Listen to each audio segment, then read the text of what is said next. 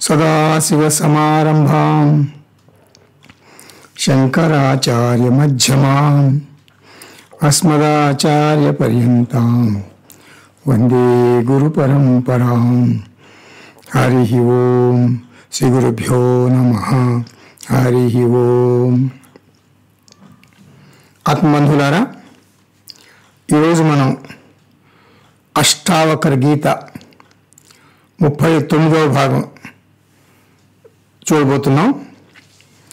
16వ అధ్యాయంలో 5వ శ్లోకం. ఇదం కృతం ఇదం న ఇతి ద్వంద్వైః ముక్తం యదా మనః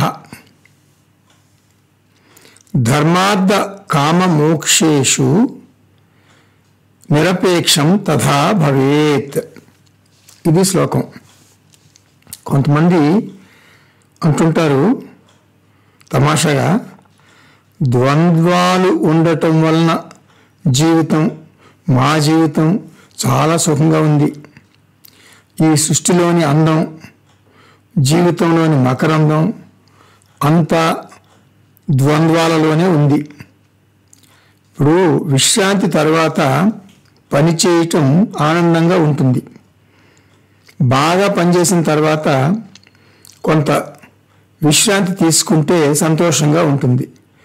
ఇలా ద్వంద్వాలు ఉండటం వల్లనే జీవితంలో మజా ఉంటుంది. ఇద్దరు మనుషులు వియోగం తర్వాత కలిస్తే సంతోషంగా ఒకరినొకరు కౌగిలించుకుంటారు. ఆకలి వేస్తే ఆనందంతో అన్నం తింటాం. రాత్రిపూట నిద్రపోయి బాగా విశ్రాంతి తీసుకున్నందువలన ఉదయం సంతోషంగా పనిచేయగలుగుతాం. అంటే ద్వంద్వాలు ఉంటే అది ద్వైతం అంటారు. కాబట్టి ద్వైతంలోనే ఆనందం ఉంది. ఇది వీళ్ళు చెప్పే మాట. కొంతమంది చెప్తారు అట్లా. అద్వైతం, ద్వైతానికి ఆపోజిట్ అద్వైతం. అద్వైతం అంటే ఏకం. ఏకం అంటే బోరింగ్, మార్పు ఉండదు, విసుగు పుడుతుంది. కాబట్టి ద్వైతం వదిలిపెట్టి మేము అద్వైతంలోకి ప్రవేశించం అంటారు వాళ్ళు. ఇది వాళ్ళ వాదన. ఒక ప్రాథమిక సూత్రం వాళ్ళు గమనించరు, వాళ్ళు పట్టించుకోరు. ఆ సూత్రం ఏమిటది? మనం అద్వైతంలో ఉంటాం అంతే, అంతేగాని ద్వైతాన్ని తిరస్కరించము. మనం అద్వైతంలో ఉంటాము, ద్వైతాన్ని మనం తిరస్కరించము, ద్వేషించము. అద్వైతం ద్వైతానికి అధిష్టానం. ఆ ద్వైతం, ఆ అంటే అధిష్టానం, ద్వైతానికి అధిష్టానం అద్వైతం. ద్వైతాన్ని అంటే అద్వైతం ద్వైతాన్ని అంగీకరిస్తుంది, ద్వైతాన్ని ప్రేమిస్తుంది. ఇప్పుడు ముందు ఆ అద్వైతంలో ముందు ఆ ఉంటే ఉంది, అదే దాన్ని అధిష్టానం అంటున్నాం మనం. అద్వైతులు ద్వైతంలో ఉంటారు, జగత్తును ద్వంద్వాలను అంగీకరిస్తారు. ఇక్కడ మనకు ఒక ప్రశ్న ఉదయిస్తుంది. అసలు అద్వైతం ఎందుకు నేర్చుకుంటున్నారు? వాళ్ళ ఉద్దేశం ఏమిటి? ఏదైనా ఒక విషయ సమస్య వస్తే ద్వైతులు డీలా పడిపోతారు. ద్వైతంలో ద్వంద్వాలు ఇబ్బంది పెట్టనంత వరకు జీవితం మజా అని అంటారు. ప్రతికూల పరిస్థితులు ఎదురైతే ఎంతో మానసిక వ్యధకు లోనవుతారు. అసలు భగవంతుడు ఈ జగత్తును ఎందుకు సృష్టించాడు? ఏమిటి ప్రయోజనం? నేను ఎందుకు బతకాలి? నాకు ఈ వృద్ధాప్యం, ఈ దేహ రుగ్మతలు ఎందుకు ఇచ్చాడు భగవంతుడు? ఆత్మహత్య ఒక్కటే నాకు శరణ్యం. ఇలా సమస్యలు వచ్చేసరికి ఇప్పుడు నేను చెప్పినటువంటి వాళ్ళ ధోరణి, ద్వైతం చాలా బాగుంటుంది అనే వాళ్ళ ధోరణి, ద్వైతం మజా అన్న వాళ్ళ ధోరణి మారిపోతుంది. ఆత్మబంధువులారా, వేదాంతం లేక అద్వైతం ముఖ్య సిద్ధాంతం ఏమిటంటే జీవితం మజా మజా. శారీరక రుగ్మతలు ఉన్నా కూడా జీవితం మజా మజా. విషయ సమస్యలు ఉన్నా కూడా, ద్వంద్వాలు ఉన్నా కూడా జీవితం మజా మజా. యవ్వనం మంచిదే, వృద్ధాప్యం కూడా మంచిదే. జనన మరణాలు సహజం. వ్యక్తులు కలుస్తారు, విడిపోతారు, ఇవన్నీ సహజమే. అద్వైతం ఎందుకు నేర్చుకోవాలి అంటే ఇక్కడ జగత్తును మనం ఒక దృశ్యంలాగా చూస్తాం, ఒక ఆబ్జెక్ట్ లాగా చూస్తాం. ఏం చెబుతుంది వేదాంతం? నీ దేహ బాధలు కూడా సృష్టిలో ఒక భాగం అంటుంది. నేను అద్వైత ఆత్మగా సాక్షిగా చూడగలిగితే దేహ బాధలు నన్ను బాధించవు. నా దేహం, నా మనస్సు, నా సంపదలు, నా హోదాలు, నా కుటుంబం, ఇవన్నీ కూడా జగత్తులో ఒక భాగమే. కాబట్టి పరిస్థితులు అనుకూలంగా ఉన్నా ప్రతికూలంగా ఉన్నా కూడా జీవితం ఆనందమయం. నందతి నందతి నందతి ఏవ. ఇది అద్వైత ఆత్మస్థితి. అష్టావక్ర మహర్షి ఏమంటున్నారంటే ద్వైతాన్ని దాటి పరిణితి చెంది అద్వైతంలోకి రావాలి. ద్వైతాన్ని త్రోసిపుచ్చం మనం. ద్వైతాన్ని అంగీకరిస్తూ ద్వైతంలో ఉంటూ ప్రతికూల పరిస్థితులను సాక్షిగా చూస్తూ అద్వైత ఆత్మగా ఆనందంగా ఉండగలము. యవ్వనంలో, మధ్య వయస్సులో, వృద్ధాప్యంలో, ఆరోగ్యంలో, అనారోగ్యంలో, కుటుంబ సభ్యులందరూ నీతో ఉన్నా, కుటుంబ సభ్యులు ఒక్కొక్కరే మరణించినా కూడా నీవు చెలించవు. సాక్షిగా, అద్వైత ఆత్మగా, ఒక దృక్కుగా, ఒక సబ్జెక్టుగా ఈ దృశ్య ప్రపంచాన్ని పరిశీలిస్తావు. అద్వైతులు ద్వైతాన్ని పూర్తిగా అంగీకరిస్తారు, ఆదరిస్తారు, ఆస్వాదిస్తారు. దీనినే రాగద్వేషముల నుండి విముక్తి అంటారు. యవ్వనం వచ్చింది, ఆనందించాం. వృద్ధాప్యం వచ్చింది, ఆనందించాం. యవ్వనం లేని వృద్ధాప్యం రాదు. వృద్ధాప్యం లేకుండా యవ్వనం ఉండదు. అదేవిధంగా జనన మరణాలు, రాగద్వేషాలు, ఏ విషయంలోనూ అసంతృప్తి లేదు. ఇవి అన్నీ సృష్టికి అందాలే, దోమలు, ఈగలతో సహా. కాబట్టి ద్వంద్వాతీతం అంటే ద్వంద్వ అధిష్టానం. అష్టావక్ర మహర్షి పదే పదే ఒక మాట చెప్తుంటారు. ఏమిటది? జ్ఞాని ప్రపంచాన్ని తిరస్కరించడు, ప్రపంచం నుండి దూరంగా పారిపోడు, అన్ని పరిస్థితుల్ని, అన్ని సంఘటనలను సుందరమైన సృష్టి యొక్క అంశంగానే భావిస్తాడు. జ్ఞానికి అసంతృప్తి లేదు, వివాదాలు ఉండవు. ద్వంద్వై ముక్తం అనేది మనం తర్వాతి శ్లోకాల్లో చూడబోతున్నాం. 6వ శ్లోకం, 16వ అధ్యాయం 6వ శ్లోకం. విరక్తో విషయద్వేష్ట రాగీ విషయలోలుపః గ్రహ మోక్ష విహీనస్తు న విరక్తో న రాగవాన్. అంటే క్లుప్తంగా రెండు మాటల్లో చెప్పాలంటే విషయ భోగ వాంఛ గలవానిని రాగి అంటారు. విషయ వాంఛ రహితుడైన వాణ్ణి విరాగి అంటారు. సో ప్రపంచాన్ని మిథ్యగా తెలుసుకొని ఆమోదించటం, విసర్జించటం ఏమీ లేనటువంటి జ్ఞాని రాగి కాదు, విరాగి కాదు. అజ్ఞాని ప్రపంచాన్ని సగం స్వీకరిస్తాడు, సగం విస్మరిస్తాడు. ఇవే రాగద్వేషాలంటే. ఇదే సంసారం. అద్వైతంలో అలా ఉండదు. ప్రపంచాన్ని పూర్తిగా స్వీకరిస్తాడు. విరక్త అంటే తెచ్చిపెట్టుకున్న వైరాగ్యంతో కొంతమంది వ్యక్తులు ఈ ప్రపంచంలో ఎన్నో వస్తువులను, ఎంతోమంది వ్యక్తులను ద్వేషిస్తారు. ఇప్పుడు వైరాగ్యానికి ద్వేషానికి చాలామందికి తేడా తెలియదు. విషయ ద్వేష్ట అంటే ప్రపంచంలోని ఒక భాగాన్ని ద్వేషిస్తారు. మరొక రకం అజ్ఞానులు ఉన్నారు. వాళ్ళు ఏమిటి? రాగి విషయ లోలుప అంటే కొన్ని వస్తువుల పట్ల, వ్యక్తుల పట్ల విపరీతమైన వ్యామోహాన్ని, అభిమానాన్ని ప్రదర్శిస్తారు.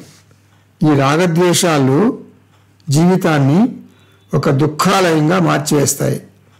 మరి ముక్త ఎవరు? ముక్త ఎవరు? ప్రపంచాన్ని నిరాకరించే వాళ్ళు, విస్మరించే వాళ్ళు ముక్త కాదు. ముక్త ఎవరంటే అంటే ముక్తులు, జీవన్ముక్తులు ఎవరంటే ప్రపంచం ఇచ్చే అన్ని అనుభవాల్ని ప్రతిఘటన లేకుండా స్వీకరించేవాళ్ళు అని అర్థం. గ్రహ మోక్ష విహీనస్తు. గ్రహ అంటే వస్తువులను పట్టుకుని వేళ్లాడేవాడు. మోక్ష అంటే వస్తువులను తిరస్కరించేవాడు. ఇక్కడ మోక్షం అంటే స్వేచ్ఛ కాదు. ఇక్కడ మోక్షం అంటే సృష్టిలో కొంత భాగాన్ని తిరస్కరించేవాడు. గ్రహ అంటే సృష్టిలోని ఒక భాగాన్ని గట్టిగా పట్టుకునేవాడు. ఈ దేహం అద్భుతం. శరీరం ఆరోగ్యంగా ఉన్నంత వరకు నాకు దేహం అంటే ఇష్టం. దేహం అనారోగ్యం పాలైతే అదే శరీరాన్ని నేను ద్వేషిస్తాను. ఇది సమస్య. ఇలా కాకుండా దేహాన్ని పూర్తిగా స్వీకరించగలగాలి. యవ్వనంలో, వృద్ధాప్యంలో, మరణంలో దేహాన్ని మొత్తంగా స్వీకరించగలగాలి. నా విరక్త అంటే ద్వేషించడు. నా రాగవాన్ రాగం కూడా ఉండదు. కాబట్టి అద్వైత సిద్ధాంతం ఏమిటి? ద్వైత జీవనంలో ద్వంద్వాలు ఉంటాయి. కాబట్టి చాలా బాగుంటుంది. ఇప్పుడు అన్ని వేళలా బాగుంటుంది. అంటే శని దశలో కూడా బాగుంటుంది. జీవితం చాలా బాగుంటుంది. ఇది అద్వైత దృష్టి. అంటే అద్వైత దృష్టి ఏమిటి? ద్వంద్వాలను తిరస్కరించము, పూర్తిగా ఆమోదిస్తాం, పూర్తిగా స్వీకరిస్తాం. ఇప్పుడు 7వ శ్లోకం చూద్దాం. హేయోపాదేయ తాతావత్ సంసార విటపాంకుర స్పృహ జీవతి యావద్వై నిర్విచార దశాస్పదం. అంటే అవివేకానికి ఆటపట్టు అయినటువంటి కోరికలు ఉన్నంత కాలము బుద్ధిలో ఆమోదాలు, విసర్జించటాలు, అటువంటి భావాలు ఉంటాయి. అవే సంసార వృక్షానికి అంకురాలు. ఆత్మచింతన లేకపోతే ఈ సృష్టి నిన్ను బాధిస్తుంది. ఎందుకు? అజ్ఞానం వలన. అజ్ఞానం వలన ఈ సృష్టిని రాగద్వేషాల కళ్ళజోడు పెట్టుకుని చూస్తాం. అందువలన మన జీవితంలో కొన్ని సంఘటనలు మాత్రమే జరగాలి అనుకుంటాం, కోరుకుంటాం. నాకు ఎల్లప్పుడూ విజయమే లభించాలి, ఓటమి ఉండకూడదు.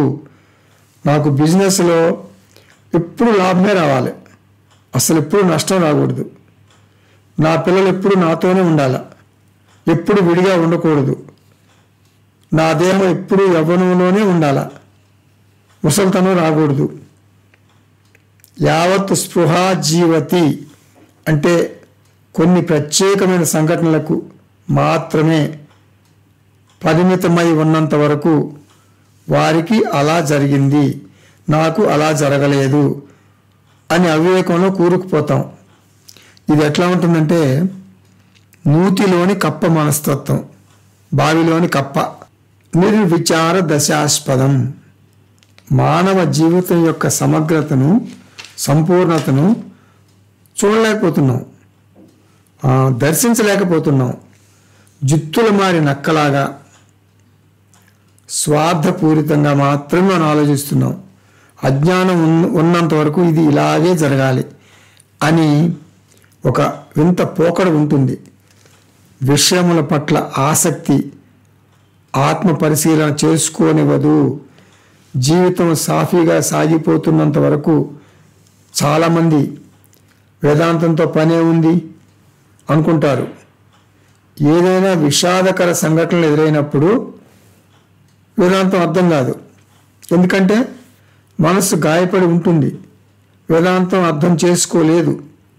ఇక్కడ అసలు సమస్య ఏమిటంటే ప్రపంచంలోని అధిక శాతం ప్రజలందరూ కూడా మాయ కోరల్లో చిక్కుకుని వాస్తవాన్ని చూడలేకపోతున్నారు. సంతోషంగా ఉంటే మనకు ఆత్మవిద్య అవసరం లేదు, సంతోషంగా ఉన్నాం. దుఃఖాలు చుట్టుముట్టినప్పుడు మనకు ఆత్మవిద్య అర్థం కాదు. నిర్విచార దశ, దశ అంటే స్థితి, నిర్విచార అంటే ఆత్మవిచారణ చేయకపోవటం. జీవితం అంతా ఇలాగే మేమిద్దరం మాకిద్దరు అనే భ్రమలో యోగక్షేమాలతోనే కాలాన్ని గడిపేస్తాం. మనకు మెడికల్ ఇన్సూరెన్స్ ఉంది, లైఫ్ ఇన్సూరెన్స్ ఉంది, కానీ ఎమోషనల్ ఇన్సూరెన్స్ అంటే భావోద్వేగపరమైన ఇన్సూరెన్స్ మాత్రం లేదు. వేదాంతం ఎమోషనల్ ఇన్సూరెన్స్ లాగా పనిచేస్తుంది మనకి. వేదాంతం అన్ఎంప్లాయిడ్ సన్యాసులకు మాత్రమే, వేదాంతం అన్ఎంప్లాయిడ్ సన్యాసులకు మాత్రమే అని అజ్ఞానులు అనుకుంటారు. వేదాంతం ఎంప్లాయిడ్ గృహస్థులకు బాగా ఉపయోగపడుతుందని కొద్దిమంది విజ్ఞులకు మాత్రమే తెలుసు. కోరికల కోరల్లో చిక్కుకుని బిజీ లైఫ్ గడుపుతూ ఆత్మవిచారణ చేయటానికి ఒక టైం లేదు అని ఆధ్యాత్మిక జీవితానికి ఆమడ దూరంలో ఉండిపోతారు చాలామంది. హేయ అంటే సృష్టిలో కొంత భాగం నిరాకరించి ఉపాధేయంతో సృష్టిలో కొంత భాగం ఆమోదించటం. ఇవే రాగద్వేషాలు. రాగద్వేషాలతో ఆందోళన, ఆవేదన, ఒత్తిడి ఆటోమేటిక్గా వస్తాయి. తావత్ ఎంతవరకైతే రాగద్వేషాలు ఉంటాయో ఆత్మవిచారణ జరగదు. ఇదే సంసార విటప అంకుర. ఇది సంసార వృక్ష కారణం. అంకుర అంటే మొక్క, విటప అంటే వృక్షం. రాగద్వేషాలు అనే మొక్క సంసారం వృక్షం పెరగటానికి కారణమవుతుంది. ఇప్పుడు 8వ శ్లోకం చూద్దాం. ప్రవృత్తౌ జాయతే రాగః నివృత్తౌ ద్వేష ఏవహి నిర్ద్వంద్వః బాలవద్ధీమాన్ ఏవం ఏవ వ్యవస్థితః.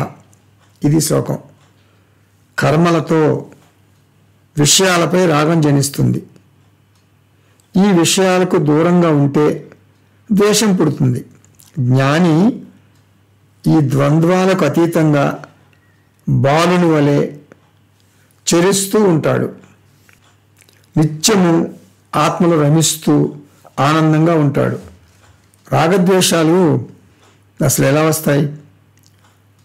ప్రవృత్తౌ రాగః జాయతే అంటే వస్తువులను, వ్యక్తులను పిచ్చిగా పట్టుకుని వేలాడటం. అట్లా వేలాడితే రాగం వస్తుంది. ప్రవృత్తి వలన రాగం ఉదయిస్తుంది.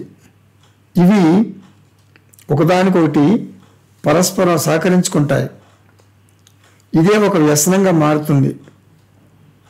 మొదటి సిగరెట్టు నేను పట్టుకుంటా, ఆ తర్వాత కాల్చబోయే సిగరెట్టు నన్ను గట్టిగా పట్టుకుంటుంది.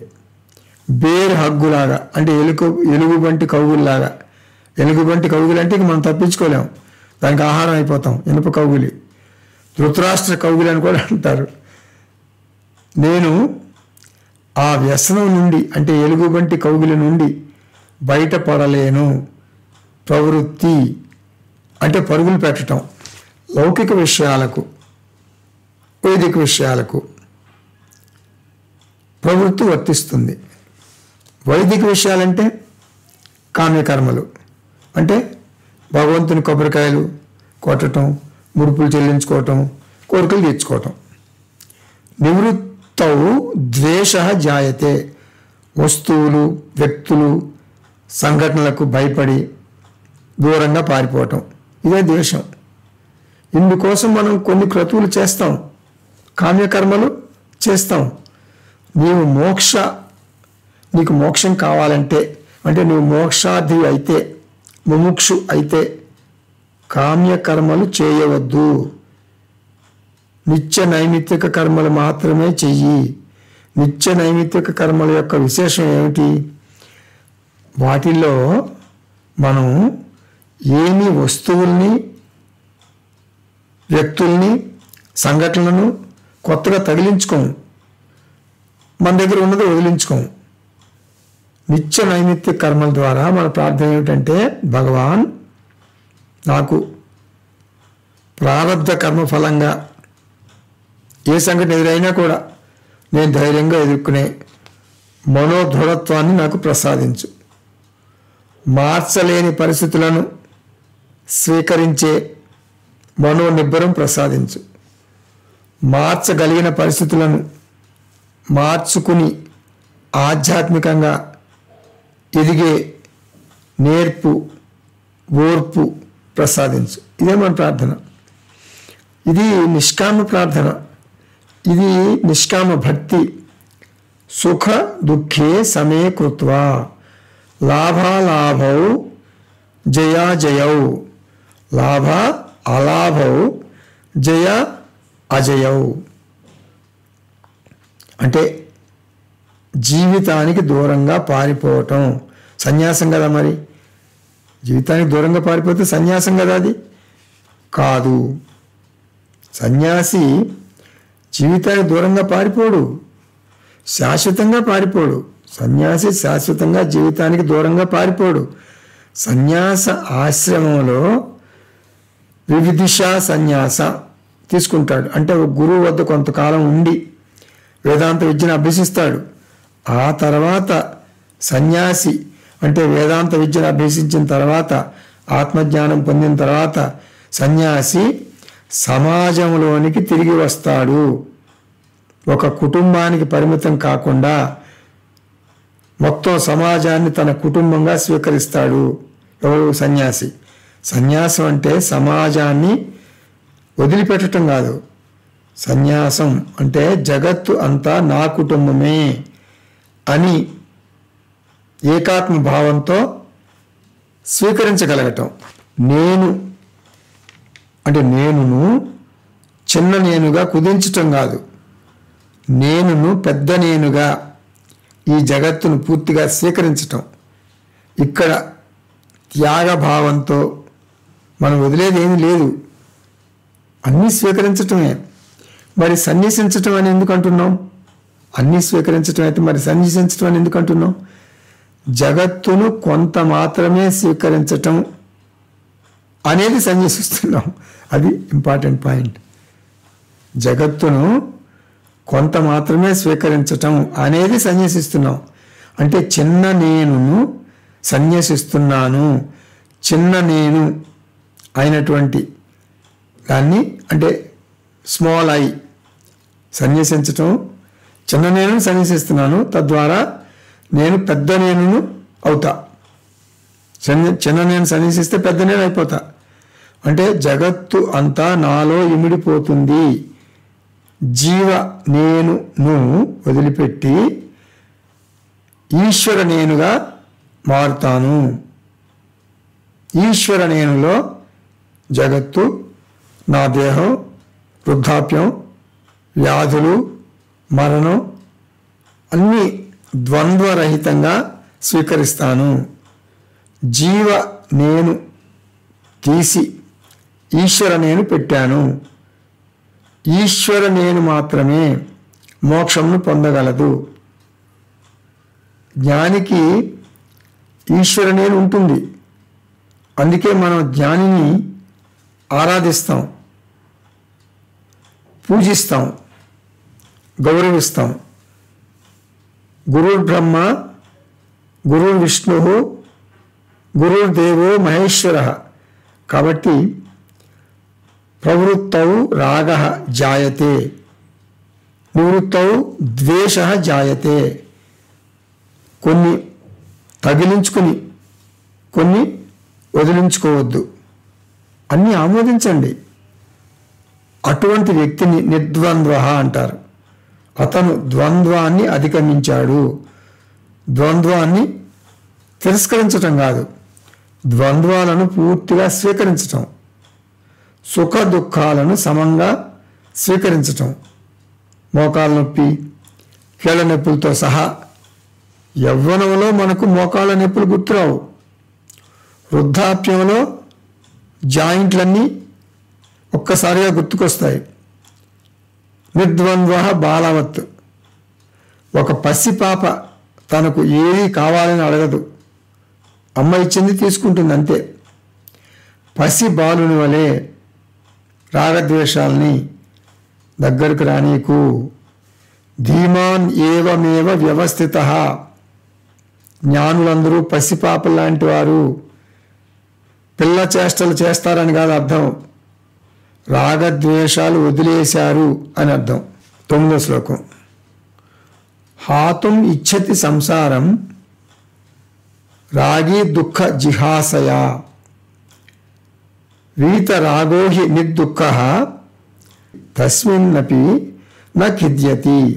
ఇది ప్రపంచం మీద మోహం ఉన్నవారు బాధలు అనుభవించి బెదిరిపోయి ప్రపంచాన్ని త్యజించాలి అనుకుంటారు. ప్రపంచం అంటే మోహం లేని వాళ్ళు ప్రపంచంలో ఉంటారు, కానీ బాధలకు లోను గారు. ఇంకా స్పష్టంగా చెప్పాలంటే అజ్ఞాని సంసారి నిరంతరం మారిపోతూ ఉంటాడు. ఒకరోజు జీవితం మజా మజా అంటాడు, మరొక రోజు జీవితం దుఃఖాలయం అంటాడు. అలా తన అభిప్రాయాలు మార్చుకుంటాడు. అతనికి ఒక స్థిరమైన సిద్ధాంతం ఉండదు. అంతా సవ్యంగా ఉంటే వండర్ఫుల్ అంటాడు జీవితం. విదేహముక్తి కావాలా, నీకు విదేహముక్తి కావాలంటే వద్దు అంటాడు. నాకు పునర్జన్మ కావాలి, నేను మళ్ళీ మళ్ళీ పుట్టాలి, నాకు జన్మరాహిత్యం వద్దు అంటాడు. కానీ సమస్యలు చుట్టుముట్టినప్పుడు తన సిద్ధాంతం మార్చుకుంటాడు. నాకు పునర్జన్మ వద్దు, ఈ జనన మరణ చక్రం నుండి బయటపడదామని అనుకుంటున్నా, నాకు జన్మరాహిత్యం కావాలా, విదేహముక్తి కావాలా అంటాడు. వేదాంతం ఏం చెబుతుందంటే ముక్త పురుషుడికి జీవితం మీద విరక్తి అనురక్తి రెండు ఉండవు. రాగి రాగి అంటే భార్య మీద పిల్లల మీద కోపం వచ్చినప్పుడు సన్యాసం తీసుకుని ఆశ్రమంలో ఉండిపోదామని నిర్ణయించుకుంటాడు. జ్ఞానిని అడగండి ఎలా ఉంది జీవితం, జ్ఞానిని ఎలా ఉంది జీవితం అడిగితే ఏం చెప్తాడు? లైఫ్ ఈజ్ లైఫ్, జీవితం జీవితంలాగే ఉందంటాడు. రాగి బంధంలో ఉన్న వ్యక్తి సంసారం హాతుం ఇచ్చతి, జగత్తు నుండి ఎటైనా పారిపోవాలనుకుంటాడు. రాగం ఉన్నవాడు దుఃఖ జిహాసయ, దుఃఖ నివృత్తి కోసం సన్యాసం తీసుకోవాలి అన్నంత వైరాగ్యం వస్తుంది. ఆత్మబంధువులారా, ఎదుటి వారికి సమస్యలు ఉన్నప్పుడు మనం వేదాంతం మాట్లాడి వారిని ఓనడిస్తాం. కానీ మనకు సమస్యలు వచ్చినప్పుడు అదే వేదాంతాన్ని మర్చిపోయి దిగులు పెట్టుకుని శోకిస్తాం, రోధిస్తాం. జ్ఞాని అలా కాదు, జ్ఞాని అలా చేయడు. వీతరాగోహి నిర్దుఃఖ, రాగద్వేషాలు లేకుండా స్వేచ్ఛగా ఉంటాడు. నిర్దుఃఖ, దుఃఖాన్ని అధిగమిస్తాడు. భావోద్వేగ పరంగా స్పందించడు, ప్రశాంతంగా ఉంటాడు.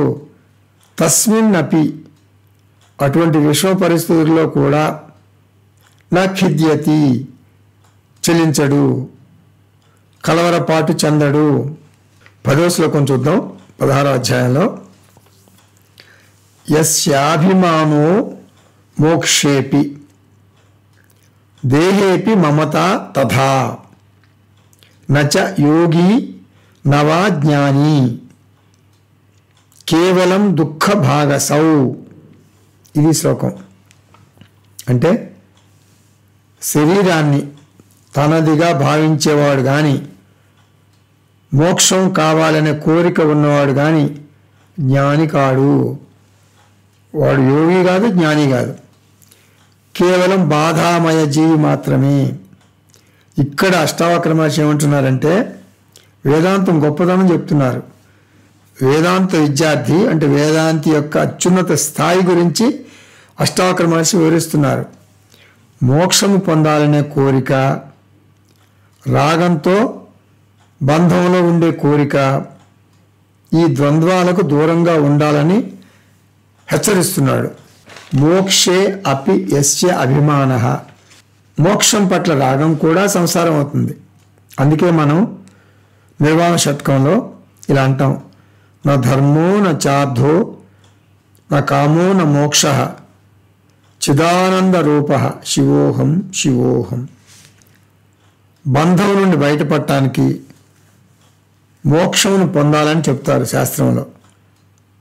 ఒక్కసారి బంధం పోతే మోక్షం అనే మాటకు అర్థం లేదు. మోక్షం కోసం ప్రత్యేకంగా ప్రయత్నించాల్సిన పని ఉండదు.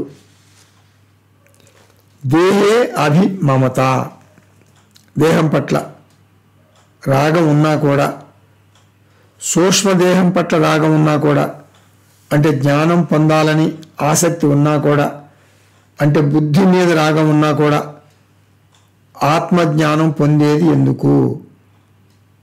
ఆత్మ అజ్ఞానం పోగొట్టుకోవటానికి. ఒక్కసారి అది జరిగితే అజ్ఞానంతో పాటు జ్ఞానాన్ని కూడా వదిలేయాలి. నచ జ్ఞాని నవా యోగి, జ్ఞాని కాదు, ఆత్మవిచారం చేసే సాధకుడు కాదు. అతడు బంధ మోక్షాలు అనే ద్వంద్వాలను కూడా అధిగమించాడు. లేకపోతే కేవలం దుఃఖ భాగసౌ, మోక్షం లేకపోతే ఆత్మజ్ఞానం పొందాలనే కోరిక కూడా సంసారం అవుతుంది. అతని స్థితి దయనీయంగా ఉంటుంది. ఇప్పుడు 11వ శ్లోకం చూద్దాం. హరో యద్యుపదేష్టాతే హరిహి కమలజోపివా తథాపిన తవ స్వాస్థ్యం సర్వ విస్మరణా ధృతే. బ్రహ్మ విష్ణు మహేశ్వరులు స్వయంగా నీ గురువులైనా కూడా నీవు సర్వాన్ని మర్చిపోతేనే కానీ నీకు ఆత్మానుభవం సిద్ధించదు. దేనిని వదలవద్దు, దేనికోసం ఆరాటపడవద్దు. వదలటం వద్దు, పొందటం వద్దు. అంటే రాకపోకల మీద ఆసక్తి ఉండకూడదు. సర్వ విస్మరణం అంటే అంతా మర్చిపో, ఇది నిజమైన అర్థం. శాస్త్రంతో సహా విస్మరించాలి. ఫైనల్గా శాస్త్రం మీద రాగం వస్తుంది. శ్రవణం పట్ల ఆసక్తి, అంటే మంత్రాలు ధారణ చేయాలి అనే ఆరాటం. ఇది కూడా ఒక సమస్యే. ఎందుకంటే వయస్సు పెరుగుతున్న కొద్దీ నీకు ధారణ శక్తి తగ్గి మంత్రాలు మర్చిపోతావు. మరి శ్రవణం చేసే శక్తి తగ్గిపోతుంది. శాస్త్రం ఒక ప్రమాణం, అంతేగాని గమ్యం కాదు. సాధనం, అంతేగాని సాధ్యం కాదు. శాస్త్రాన్ని వాడుకో, శాస్త్రం ద్వారా మోక్షం పొందు. ఆ తర్వాత శాస్త్రం పట్ల రాగాన్ని వదిలిపెట్టాల. సర్వవిస్మరణం అంటే శాస్త్రంతో సహా నీ ప్రయాణం అయిపోయింది, బస్సు దిగాల.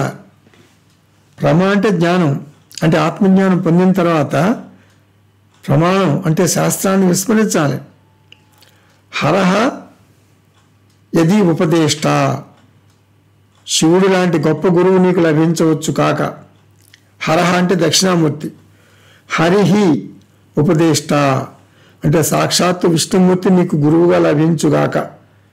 హయగ్రీవ అంటే విష్ణువు గురువుగా ఉన్న రూపం, శివుడు గురువుగా ఉన్న రూపం దక్షిణామూర్తి, విష్ణువు గురువుగా ఉన్న రూపం హయగ్రీవుడు. లేక కమలజహ, కమలజహ అని కూడా అంటారు చతుర్ముఖ బ్రహ్మ. ఇప్పుడు నీకు గురువు లభించుగాక, లభిస్తే లభిస్తాడు.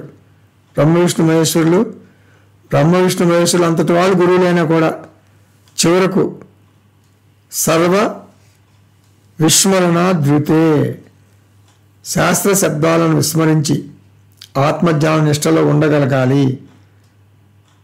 తవ స్వాస్థ్యం న భవతి, శాస్త్రాన్ని విస్మరించినదే నీకు శాంతి కలగదు, శాస్త్ర వాసన మిగిలి ఉంటుంది.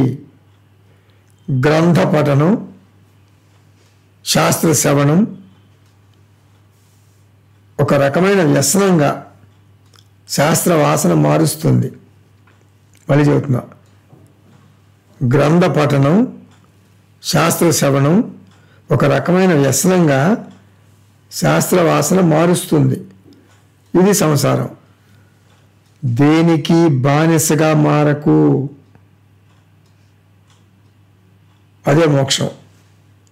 స్వాస్థ్యం అంటే స్వస్వరూప స్థితిలో ఉండిపోవటాన్ని ఏమంటారు?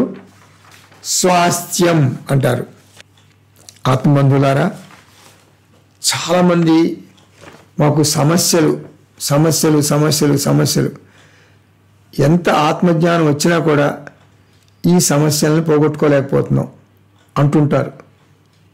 శాస్త్రం ఏం చెబుతుంది? వేదాంతం, నీకు సమస్యలు వచ్చినప్పుడు గ్రీన్ రూమ్కి వెళ్ళి వేషాలు తీసేసి, అంటే గ్రీన్ రూమ్కి వెళ్ళటం అంటే ఆత్మస్థితిలో ఉండటం, ఆత్మస్థితిలో ఉండి సమస్యలను వినోదంలాగా, ఒక మ్యాజిక్ షో లాగా, ఒక సినిమాలాగా, ఒక పక్కింటి వాడి సమస్యలాగా చూడాలంటుంది అంటుంది వేదాంతం. ఇది మన వాళ్ళు అందరూ ఏమంటారంటే ఆచరణ యోగ్యం కాదు, అనుష్ఠాన యోగ్యం కాదు, ఇదంత తేలిక కాదు. అందరూ గ్రీన్ రూమ్కి వెళ్ళి వేషాలు విప్పేసి అహం బ్రహ్మాస్మి అనుకోలేరు. ఎందుకని? అసహనం, ఓర్పు లేకపోవటం. ఇప్పుడు వేదాంతం, శాస్త్రం, భగవద్గీత, ఉపనిషత్తులు, బ్రహ్మసూత్రాలు ఇవన్నీ కూడా ఆత్మజ్ఞానాన్ని ఇస్తాయి. కర్మకాండ, వేదాంతం ఆత్మజ్ఞానాన్ని ఇస్తుంది. కర్మకాండ, క్రతువులు, తీర్థయాత్రలు, జపతపాలు, భాగవత సప్తాహం, భారత సప్తాహం, మరి రామాయణ సప్తాహం, తర్వాత చాలా మెడిటేషన్లు చేస్తారు, అన్ని రకాల మెడిటేషన్లు, హనుమాన్ చాలీసా పారాయణం, మరి విష్ణు సహస్రనామం పారాయణం, లలితా సహస్రనామం పారాయణం, సౌందర్యలహరి, మరి సుందరకాండ పారాయణం, ఇవన్నీ కూడా ఆత్మజ్ఞానాన్ని ఇవ్వవు, చిత్తశుద్ధిని, ఆత్మజ్ఞానానికి కావాల్సినటువంటి మానసిక అర్హతను ఇస్తాయి. అవి చాలామందికి ఈ స్పష్టత ఉండదు, శాస్త్ర అవగాహన ఉండదు, శాస్త్ర అధ్యయనం గురుముఖత శ్రద్ధగా శ్రవణం చేయాలనే ఆసక్తి కూడా ఉండదు. ఏమనుకుంటారంటే ఒక క్రాష్ ప్రోగ్రామ్ లాగా వాళ్ళు ఎక్స్పెక్ట్ చేస్తారు. వేదాంతం అంటే ఒక క్రాష్ ప్రోగ్రామ్, మేము సంవత్సరాల తరబడి వినలేము. ఇలాంటి అతి తెలివితో అలమటించే అయోమయ జీవులకు ఆత్మజ్ఞానం అందదు. బ్రహ్మ విద్య బహుదూరం. జ్ఞానయోగం అంటే వేదాంత శ్రవణ మనన నిధిధ్యాసనలు అంటే ద్విపుటి, ఆత్మస్థితిలో నిలబడి అంటే స్థిరంగా నిలబడి, అనాత్మ అంటే తన దేహం, మనస్సు, కుటుంబం, జగత్తు అంతా మిథ్య అని అనుకోవడం. ఆత్మబంధు ద్వారా కర్మయోగం అంటే త్రిపుటి అంటే జీవ జగత్ ఈశ్వర. నేను దాసుణ్ణి, భగవంతుడు స్వామి. ఈ జగత్తు నన్ను బాధిస్తుంది. అనన్యా చింతయంతో మాం ఏ జనా పర్యుపాసతే తేషాం నిత్యాభియుక్తానాం యోగక్షేమం వహామ్యహం. తక్కువేమి మనకు రాముండొక్కడుండు వరకు. ఇది యాటిట్యూడ్. కర్మకాండ అంటే పంచమహాయజ్ఞాలు చేయాల, నిష్కామ కర్మలు చేయాలి, సాత్విక కర్మలు, పర ఉపకార కర్మలు. అంటే కర్మయోగి, నిజం చెప్పాలంటే కర్మయోగి ఇష్టం లేని పని అంటూ ఉండదు. అసలు ఏమి వెనుగుడు సనుగుడు ఏముండదు. ఆహారం తినటం కూడా అన్నీ ఇష్టమే. ఎందుకని? దైవార్పిత కర్మలు చేస్తున్నాం, దైవార్పిత ఆహారం. ఒకసారి దైవానికి అర్పించామంటే అది మంచిదైతేనే కదా అర్పిస్తాం. కాబట్టి ఇష్టం లేని కర్మ ఉండదు, ఇష్టం లేని ఆహారం ఉండదు. అర్పణ భావన, ప్రసాద భావన. ఈశ్వర ప్రసాద భావంతో భోక్తగా కర్మఫలాన్ని స్వీకరించాల. ఒక్క నిజం చెప్పనా, 99.9% వ్యక్తులు కర్మకాండలోనే త్రిపుటిలోనే ఉంటారు, కానీ సాధనలు చేయరు. సవ్యంగా సాధనలు చేయరు. అంటే త్రిపుటిలో కూడా సరిగ్గా చేయరాళ్ళు. అంటే ఆత్మజ్ఞాన యోగ్యత కూడా పొందలేరాళ్ళు. అంటే వేదాంత ఆత్మజ్ఞాన యోగ్యత పొందకుండానే అరకొర జ్ఞానంతో, అంటే జ్ఞాన యోగ్యత లేకుండా జ్ఞానయోగానికి వస్తారు. అంటే వేదాంత శ్రవణం, మనను, నిధిధ్యాసనలు చాలా క్యాజువల్గా, చాలా తేలిగ్గా తీసుకుంటారు. త్యాగం చేస్తారు, చివరికి సన్యసిస్తారు. ఏం చేస్తారు? ఏం త్యాగం చేస్తారు? ఎవరిని? వేదాంతాన్ని త్యాగం చేస్తారు, శాస్త్రాన్ని త్యాగం చేస్తారు, భగవంతుడిని త్యాగం చేస్తారు. అందుకే మన స్వామీజీ ఎప్పుడు అంటుంటారు, పరమార్థానంద స్వామీజీ, మంచి మాటలు చెప్పండి స్వామీజీ, 2 మాటలు చెప్పండి అంటే ఫాలో శాస్త్ర అంటారు. ఆ శాస్త్ర అధ్యయనం ఒక్కటే మార్గం. సమస్యలన్నీ సమసిపోవడానికి కారణం శాస్త్ర అధ్యయనం. అప్పుడే సమస్యలు సమసిపోతాయి. పరీక్షించుకో, ఒకసారి అంతరిక్షం చేసుకో, నిన్ను పరీక్షించుకో. 2 జరగాలి, 2 కార్యక్రమాలు జరగాలి మనకి. కర్మలు మనం చెయ్యాలి, కర్మలు చెయ్యాలి. అంటే మనం బహిర్ముఖం అవుతాం, బాహ్యంలో ఉంటాం, కర్మలు చేస్తాం. ఇది కర్మయోగం. తర్వాత కర్మలు మానాలి, అంతర్ముఖం అవ్వాలి. బహిర్ముఖమైనటువంటి మనమే అంతర్ముఖం అవ్వాలి. ఇది ఉపాసనా యోగం. బహిర్ముఖం అయితే కర్మయోగం, అంతర్ముఖం అయితే ఉపాసనా యోగం. ఈ 2 జరిగితే మానసికంగా జరగాల. గృహస్థ ఆశ్రమం, వానప్రస్థ ఆశ్రమం దాటాల. అప్పుడు సన్యాస ఆశ్రమైనటువంటి జ్ఞానయోగంలో ప్రవేశించాలి. ఇది ఒక అగ్ని పరీక్ష. ఎవరికి వారే ఆత్మవిమర్శ చేసుకుని శీల పరీక్ష చేసుకోవాలి. అప్పుడు మాత్రమే ఆత్మవిద్య నీకు అబ్బుతుంది. లేకపోతే నీవు కస్తూరి మృగంలాగా జీవితాంతం తిరుగుతూనే ఉంటావు. కర్మయోగం ప్లస్ ఉపాసన యోగం ప్లస్ నైతిక విలువలు అంటే వాల్యూస్, అవి ఉంటే, కర్మ ఉపాసన విలువలు ఉంటే అప్పుడు ఆత్మజ్ఞానానికి అర్హత లభిస్తుంది. నీకు ఆత్మజ్ఞానానికి అర్హత లభించిన తర్వాత ఏం చేస్తావు? గురుముఖతః వేదాంత శ్రవణ మనన నిధిధ్యాసనలు చేస్తావు. గురుముఖతః అహం బ్రహ్మ అస్మి జ్ఞానం వస్తుంది. గురుముఖతః వేదాంత శ్రవణ మనన నిధిధ్యాసనలు చేస్తే ఆత్మజ్ఞానం వస్తుంది. ఆత్మజ్ఞానం అంటే అహం బ్రహ్మాస్మి. కాబట్టి ఆత్మజ్ఞానానికి అర్హత పొందిన తర్వాత శ్రవణ మనన నిధిధ్యాసనలు చేసిన తర్వాత అహం బ్రహ్మాస్మి వస్తుంది. ఇది చక్కని రాజమార్గం. అంటే మన ఆధ్యాత్మిక ప్రయాణం ఇలాగే ఉండాలి. అంటే ఫిజికల్ జర్నీ కాదు, ఇది mental journey, psychological journey, spiritual journey. దీన్ని ఫిలసాఫికల్ జర్నీ అంటారు, వేదిక్ జర్నీ. దీనికి ఏంటంటే ఇన్నర్ బ్యూటీ కావాలి. అంటే లోపల ఆంతర్యంలో మనకు సౌందర్యం కావాలి. అంటే పరిణితి, అంతర్గత పరిణితి అంటే ఇన్నర్ మెచ్యూరిటీ, తర్వాత ఇన్నర్ మాస్టరీ, ఇన్నర్ రిఫైన్మెంట్, మరి తర్వాత పరిణితి అంటే ట్రాన్స్ఫర్మేషన్, బాగా మనకు లోపల మార్పు జరగాల. ఇన్నర్ ట్రాన్స్ఫర్మేషన్ అంటారు.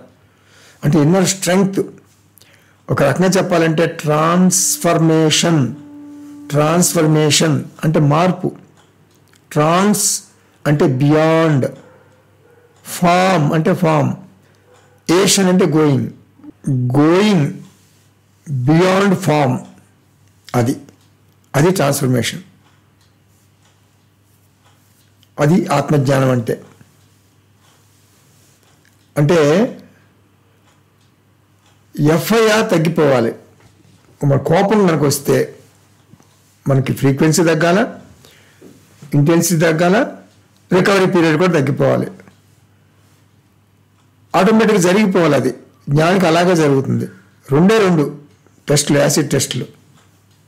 ఏంటది? ఎఫ్ఐఆర్ తగ్గాల, 4Cలు పెరగాల. 4C అంటే ముఖంలో కామ్నెస్ కనపడాల, కాన్ఫిడెన్స్ కనపడాలి, courage, cheerfulness. Calmness, confidence, courage, cheerfulness. ఈ 4Cలు ముఖంలో కనపడాలి. ఎఫ్ఐఆర్ తగ్గిపోవాలి. అంటే ఒక చిన్న మాటలో చెప్పాలంటే అంటే చిట్టపట్లాడే ముఖం పోయి చిరునవ్వు ముఖం రావాలి. అది అలా వస్తే నీకు మానసిక పరిణితి వచ్చింది, నీ దృష్టి మారింది. నీవు జగత్తును, బాడీని అంటే నీ దేహాన్ని, మైండ్ని, నీ కుటుంబాన్ని అన్నీ కలిపేసి ఒక దృశ్యంలాగా చూస్తున్నావు. ఆత్మస్థితిలో, సాక్షి స్థితిలో, చైతన్య స్థితిలో నీవు ఉన్నావు అని ఒక బండ గుర్తు. తర్వాత చాలామందికి నిధిధ్యాసనం అంటే ఒక అవగాహన ఉండదు. ఉపాసన అంటేనేమో వేదాంత శ్రవణానికి ముందు చేసేదాన్ని ఉపాసన అంటారు. అంటే జ్ఞానం పొందటానికి ముందు ఉపాసన, జ్ఞానం పొందిన తర్వాత చేసేది నిధిధ్యాసనం. అంటే మనకి 5 స్టేజ్లు ఉంటాయి: కర్మయోగి, ఉపాసన యోగి, శ్రవణ యోగి, మనన యోగి, నిధిధ్యాసన యోగి. ఎవరున్నారు దగ్గరగా మోక్షానికి వెళ్ళల్లో? కర్మయోగి, ఉపాసన యోగి, శ్రవణ యోగి, మనన యోగి, నిధిధ్యాసన యోగి. మోక్షానికి దగ్గరగా ఎవరున్నారు? నిధిధ్యాసన యోగి ఉన్నాడు. కాబట్టి నిధిధ్యాసనం అనేది చాలా ఇంపార్టెంట్. నిధిధ్యాసనం అంటే చేస్తున్నాడంటే ఆల్మోస్ట్ జ్ఞాననిష్టలో ఉన్నాడని అర్థం. జ్ఞాననిష్టలో ఉంటూ పక్కకు జరగకుండా ఉండటానికి పదే మనం నిధిధ్యాసనం చేస్తాం. నిధిధ్యాసనం అంటే ఆవు నెమరు వేసినట్లు ఆత్మ విద్యను పదే గుర్తు తెచ్చుకోవటం. అంటే మన జీవితంలో, దైనందిన జీవితంలో ప్రతి క్షణం నేను దేహాన్ని కాదు అని అనుకోవటం. వేదాంతాన్ని నిధిధ్యాసనంలో కొన్ని స్టెప్స్ చెప్తున్నా మీకు. వేదాంతాన్ని గురువు ద్వారా, గురు బోధ ద్వారా, గురుముక్త పదే పదే పదే పదే వింటుండాలి. తర్వాత వేదాంతాన్ని పదే పదే సొంతంగా అధ్యయనం చేయాలి. తర్వాత వేదాంతాన్ని పదే పదే రాసుకోవాలి. తర్వాత వేదాంతాన్ని మన సహ విద్యార్థులతో చర్చించాలి, క్లాస్మేట్స్తో. తర్వాత వేదాంతాన్ని కొంతమంది వీక్ స్టూడెంట్స్ ఉంటారు, వాళ్ళకి బోధించవచ్చు. తర్వాత fake it and make it అంటారు Swamiji. Fake it and make it అంటే ఏంటి? ఇతర జ్ఞానులను అనుకరించవచ్చు. Fake it and make it అంటే ఫేక్ అంటే ఇమిటేషన్ అనమాట. నీకు నిజంగా లేదు అంటే ఆ నటన, ఒక నమస్కారం పెడుతున్నా, అది నటన, నిజంగా నమస్కారం పెట్టట్లా. ఆ నటన అనేది నిజం కావాలి. అంటే అబద్ధంగా నువ్వు సాష్టాంగ నమస్కారం చేస్తే, ఏదో నలుగురు చేస్తున్నారని నువ్వు చేస్తావు, అది అబద్ధం సాష్టాంగం. నువ్వు అర్థం చేసుకుని చేస్తే అది నిజమైన సాష్టాంగం. సో కాబట్టి తల నిజంగా వంగాలి, అంటే జ్ఞాన మదం పోవాలి. ఇది ఎన్ని నిధిధ్యాసన ద్వారా జరిగిపోతాయి ఇవన్నీ. తర్వాత సమాధి అభ్యాస. సమాధి అభ్యాస అంటే ఏమిటి? సమాధి అభ్యాస ధ్యానం అంటే నీకు మనసులో కొంత వెలితి, కొరత, లోటుపాట్లు, అసంతృప్తి ఇవన్నీ ఉంటాయి. ఆత్మజ్ఞానంలోని అనుకూల అంశాన్ని ఎంచుకుని ధ్యానం ద్వారా నిన్ను నువ్వు సరిచేసుకోవాలి. ఇది సమాధి అభ్యాసం అంటే. నీకు ఏదైనా క్యాస్ట్ ఫీలింగ్ బాగా ఉంది అనుకుందాం, అప్పుడు ఏం చేయాలి? నువ్వు ధ్యాన విషయం గుర్తుపెట్టుకోవాలి. నా వర్ణ, నా ఆశ్రమ. నిన్నెవరో గాడిద అన్నారు, గాడిదని తిట్టారనుకోండి, అప్పుడు ఏమని గుర్తుపెట్టుకోవాలి నువ్వు? అహం బ్రహ్మ అస్మి, నేను బ్రహ్మ, అహం బ్రహ్మాస్మి, నేను గాడిద కాదు అనేటటువంటిది గుర్తెచ్చుకోవాలి. దేహ సమస్యలు బాధ పెడుతున్నాను నిన్ను అంటే జీవిత సమస్యలు, దేహ సమస్యలు బాగా బాగా బాధ పెడుతుంటే అప్పుడు ఏమనుకోవాలి నువ్వు? ఒక బెల్లం ముక్క, అక్కడ బెల్లం ముక్క ఉంటే చీమలు చేరుతాయి కదా, బెల్లం ముక్క చుట్టూ చీమలు చేరుతాయి. శుభ్రం చేస్తే ఏమైపోతుంది? బెల్లం ముక్కను తీసేసి శుభ్రం చేస్తే చీమలు వెళ్ళిపోతాయి.